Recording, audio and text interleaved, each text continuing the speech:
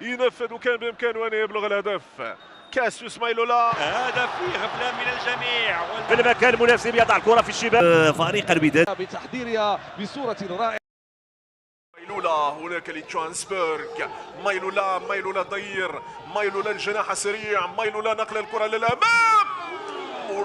كيف ضاعت هذه حلول عن الامدادات، عن محاور المرور للخط الامامي، الخط الدفاعي. اسر مايلولا،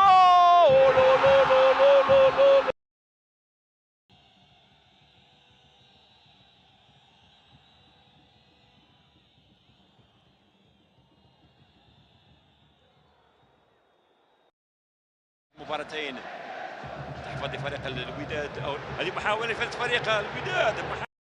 زكريا فتحي، تمريرة عرضية داخل منطقة الجزاء، فرصة الوداد، كرة تصويبة، جول الهجومية. هنا الفرص اللي بيمكن ان تاتي بلولا، ينسل من الجهه اليسرى، تمريره عرضيه، اوبينغ يا سلام داخل منطقه الجزاء، جول جول جول جول.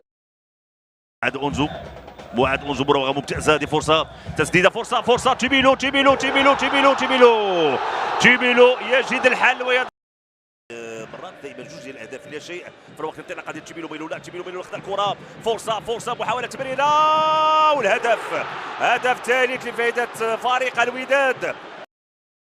سابع تعادل، ثامن تعادل للاتحاد. كرة للامام، بونا يا بونا، والتدخل من نحو ديراني، والخطوره لاوبينغ، امكانيه للتسديد. لولو كاسيوس مايلولا ما يهموش المسافه، ما يشغلش باله باي شيء.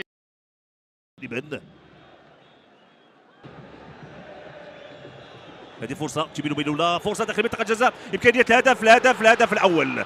هدف اليسرى زكريا ناصيك، رفع الكره الراسيه والهدف. تشيبيلو مايلولا في المكان. ايوب بوشا كيلعب الكره مع تشيبيلو مايلولا. هذه فرصه تسديده مرات جانبا، لعيب عمر الهنودي، فرصه مايلولا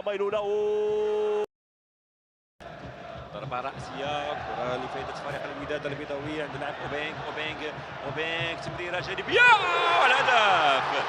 هدف فيه غفلة من الجميع واللاعب مايلولا. رفعت كرة داخل منطقة الجزاء، تشيبيلو مايلولا كيما هذه فرصة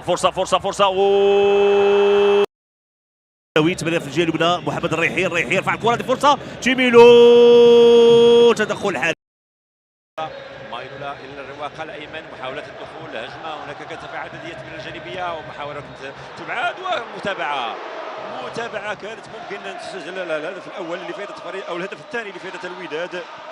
ضاعت. ترجع الكرة من جديد لفائدة فريق الوداد، تمريرة عند تشيبيلو مايلولا، تسديدة الريحي والهدف. هدف ثاني لفائدة فريق الوداد بطريقة ممتازة، هدف جميل بواسطة اللاعب محمد الريحي.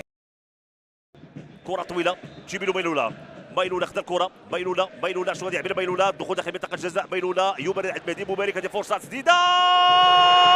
تونسي أول عفو في اللاكس المحور، يهرب السلعساو. التمريرة المتابعة ديال اللاعب بيدرو إنريك بيدرينيو دي أسيس اللي تمكن من تسجيل الهدف الثاني لفائدة إمام عاشور في أول ألقابه.